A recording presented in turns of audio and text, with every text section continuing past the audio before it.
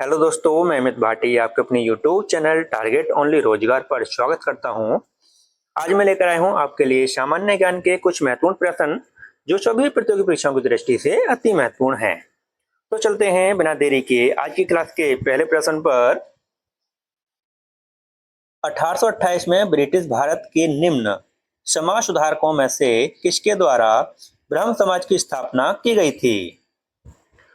तो आपका सही उत्तर है ऑप्शन सी, राजा राम मोहन राय के द्वारा। और दोस्तों, अगर पूछा जाए कि ब्रह्म समाज की स्थापना कहां पर की गई थी, तो दोस्तों ब्रह्म समाज की स्थापना कोलकाता में की गई थी। दोस्तों, आपका अगला प्रश्न, 2016 के किस संविधान संशोधन अधिनियम में जीएसटी परिषद की स्थापना का प्रावधान किया गया है? तो आपका सही उत्तर है ऑप्शन डी, 101वां। और दोस्तों, अगर पूछा जाए कि जीएसटी परिषद में कुल कितने सदस्य हैं, तो दोस्तों जीएसटी परिषद में कुल सदस्य हैं दोस्तों 33। और दोस्तों, अगर पूछा जाए कि जीएसटी को कब लागू किया गया था, तो दोस्तों जीएसटी को लागू किया गया था 1 जुलाई 2017 को। आपका अगला प्रश्न,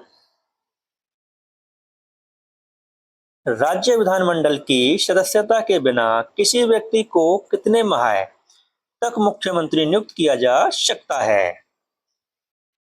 तो आपका सही उत्तर है ऑप्शन ए, 6 माह। आपका अगला प्रश्न, स्थायी बंदोबस्त अधिनियम किस वर्ष आया था? तो आपका सही उत्तर है ऑप्शन बी, 1793 में।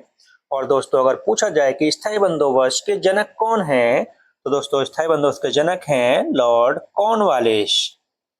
कॉर्नवालिस।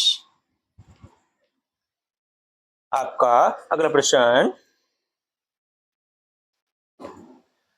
निम्न में से किसने 1875 में अलीगढ़ मुस्लिम विश्वविद्यालय की स्थापना की थी?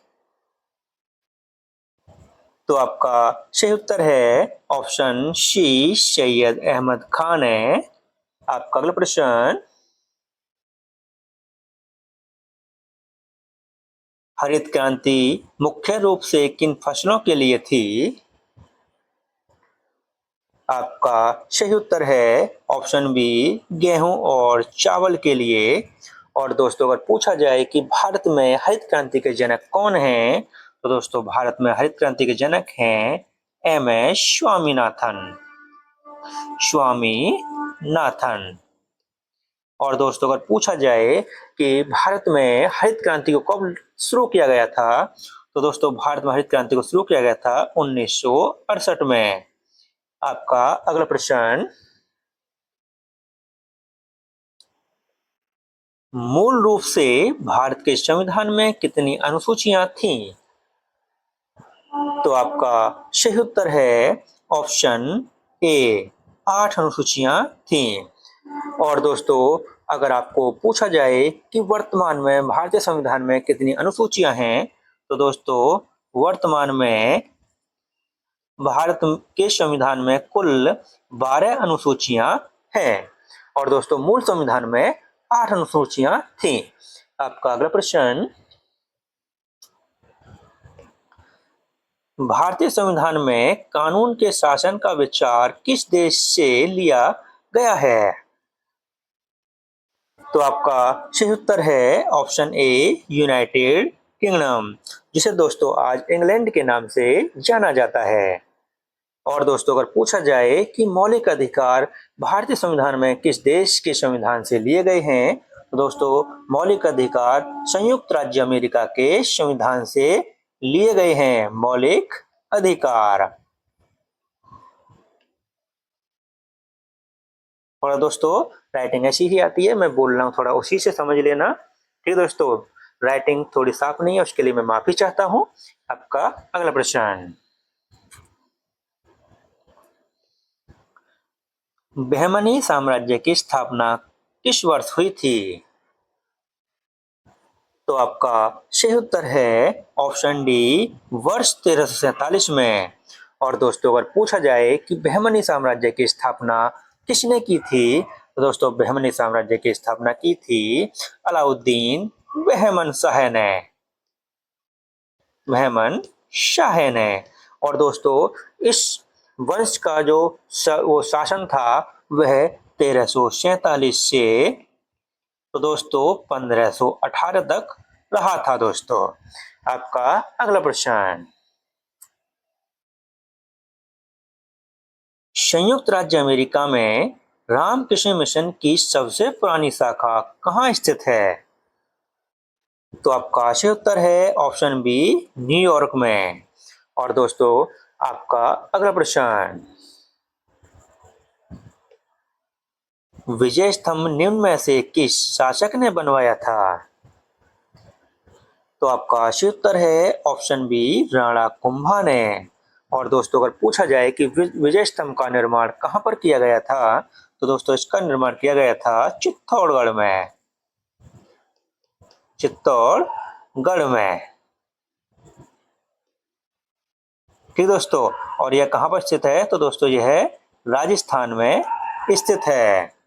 और दोस्तों अगर पूछा जाए कि इसका निर्माण किस सन में किया गया था, दोस्तों यह किया गया था 1440 से 1448 के मध्य। आपका अगला प्रश्न, किसने मिडनाइट चिल्ड्रन पुस्तक लिखी थी? तो आपका सही उत्तर है ऑप्शन डी सलमान रुश्दी ने। आपका अगला प्रश्न, निम्न में से कौन सा अनुच्छेद राज्यपाल के अध्यादेश से संबंधित है? तो आपका सही उत्तर है ऑप्शन डी अनुच्छेद 213। और दोस्तों अगर पूछा जाए कि राष्ट्रपति के अध्यादेश से कौन सा अनुच्छेद संबंधित है, तो दोस्तों राष्ट्रपति के अध्यादेश से अनुच्छेद है अनुच्छेद 123। आपका अगला प्रश्न,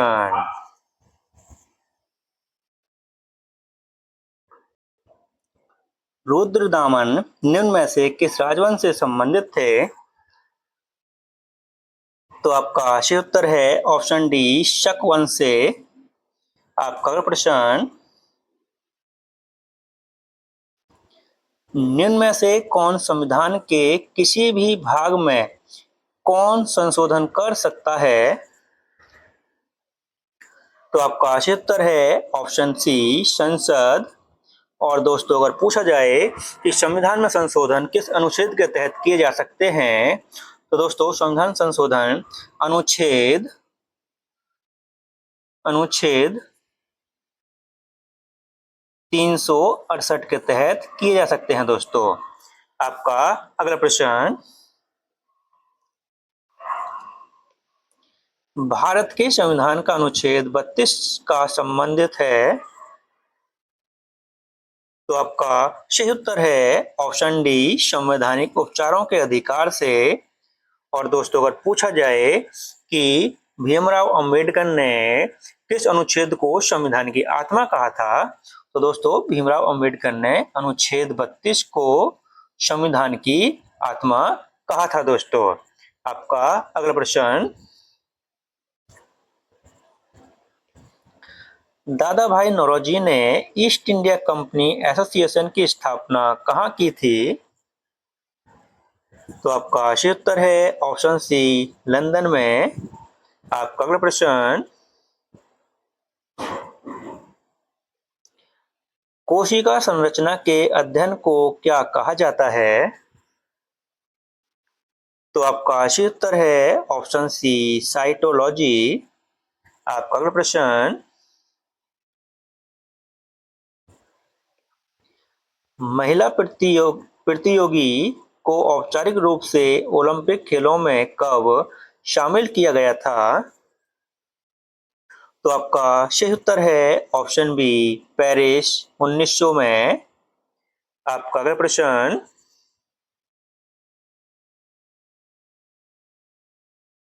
दीपक कर्माकर ने जिम्नास्टिक में मेजर ध्यानचंद खेल रत्न पुरस्कार कब जीता? तो आपका सही उत्तर है ऑप्शन बी, वर्ष 2016 में। आपका अगला प्रश्न, बैडमिंटन खिलाड़ी पीवी सिंधु ने किन वर्षों में ओलंपिक पदक जीता था? तो आपका सही उत्तर है ऑप्शन ए, वर्ष 2016 और 2020 में।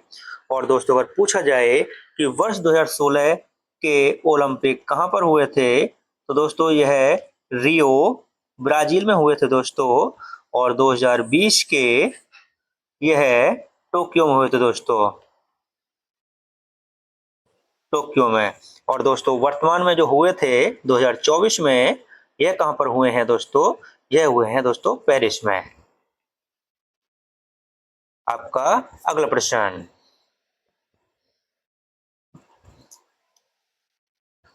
प्यादा निम्नलिखित में से किस खेल से संबंधित है?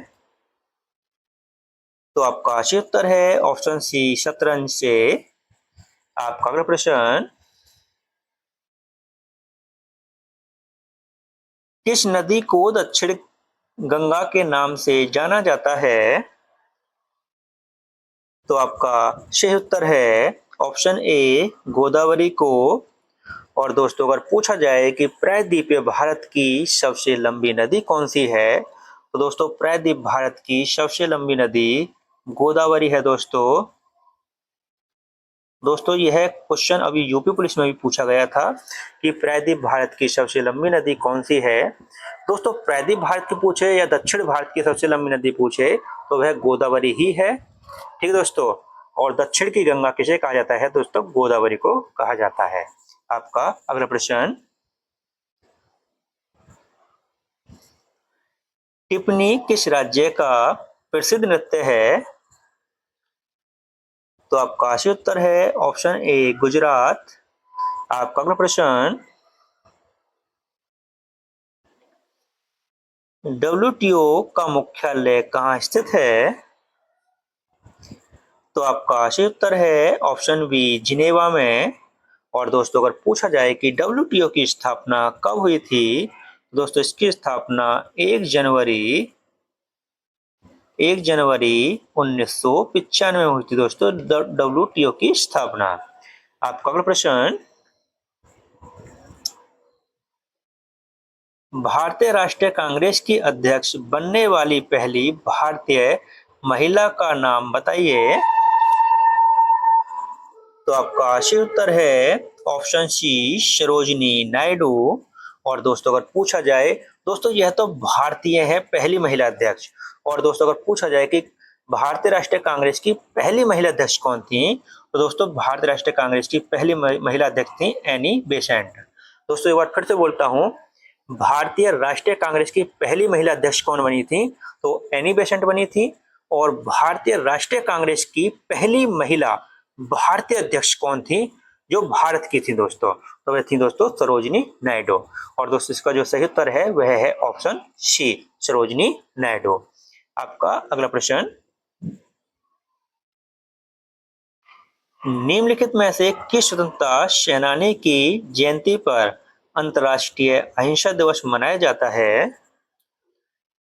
तो आपका सही उत्तर है ऑप्शन ए, महात्मा गांधी। और दोस्तों यह दिवस 2 अक्टूबर को प्रतिवर्ष बनाया जाता है दोस्तों, 2 अक्टूबर को। आपका अगला प्रश्न,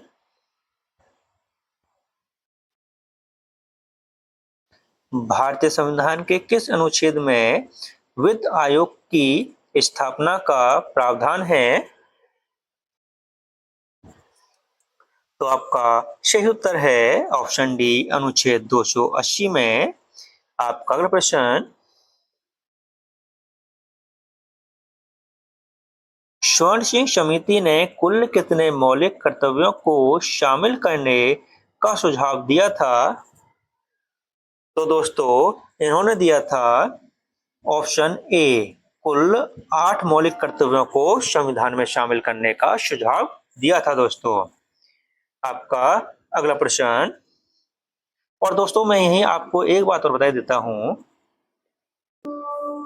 दोस्तों, अगर आपको पूछा जाए कि मूल संविधान में कितने मौलिक कर्तव्य थे, तो दोस्तों मूल संविधान में मौलिक कर्तव्य संख्या थी 0।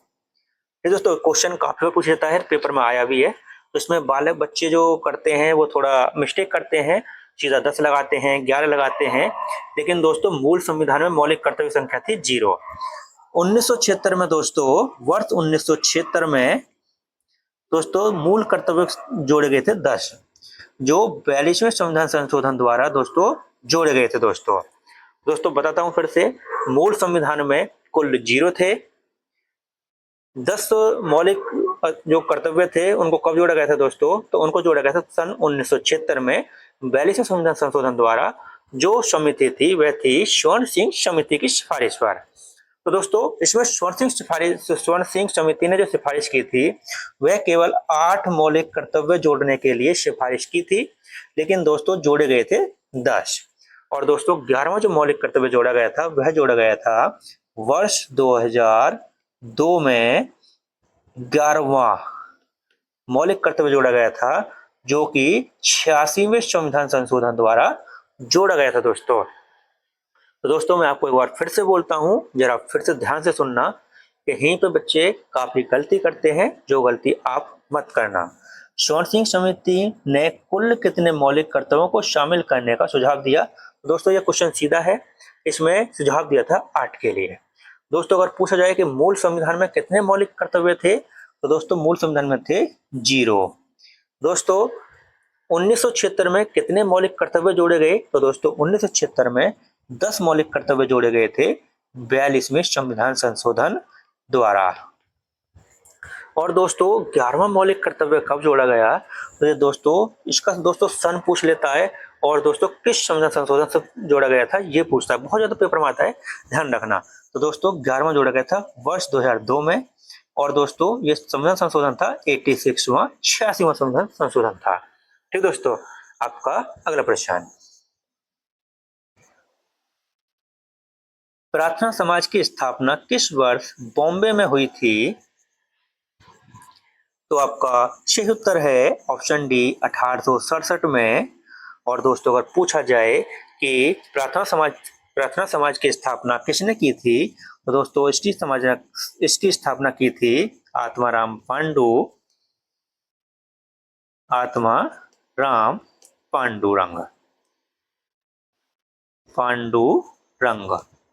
तो दोस्तों इन्होंने इसकी स्थापना की थी, लेकिन दोस्तों इसमें ये अकेले नहीं थे। इसकी जो स्थापना की गई थी आत्माराम पांडुरंग, महादेव गोविंद रनाडे एवं आर.जी. भंडारक। तो दोस्तों दूसरे व्यक्ति थे महादेव गोविंद रनाडे। तो दोस्तों गोविंद रनाडे। और दोस्तों तीसरे व्यक्ति थे आर.जी. भंडारकर। दोस्तों यह 3 व्यक्ति थे जिन्होंने प्रार्थना समाज की स्थापना की थी। क्योंकि दोस्तों ऐसा होता है कि आजकल एग्जाम में ऐसे आ भी रहे हैं कि आत्माराम पांडु न दे के इनमें से कोई एक ऑप्शन दे देगा, लेकिन आपने पढ़ रखा है आत्माराम पांडु ने स्थापना की थी, लेकिन आत्माराम पांडु ऑप्शन में है ही नहीं। दोस्तों क्या टिक करोगे? तो वही पढ़ा हुआ क्वेश्चन भी गलत हो जाता है, क्योंकि हमने एक पढ़ लिया अन्य 2 छोड़ दिए इसलिए। ठीक दोस्तों, तो तीनों को याद रखना दोस्तों, आत्माराम पांडु, गोविंद रांडे और दोस्तों आर.जी. भंडारकर। और दोस्तों इसी के साथ हमारी क्लास समाप्त होती है। अगर आपको हमारी क्लास अच्छी लगी हो तो हमारी वीडियो को लाइक शेयर और सब्सक्राइब करना न भूलें। धन्यवाद।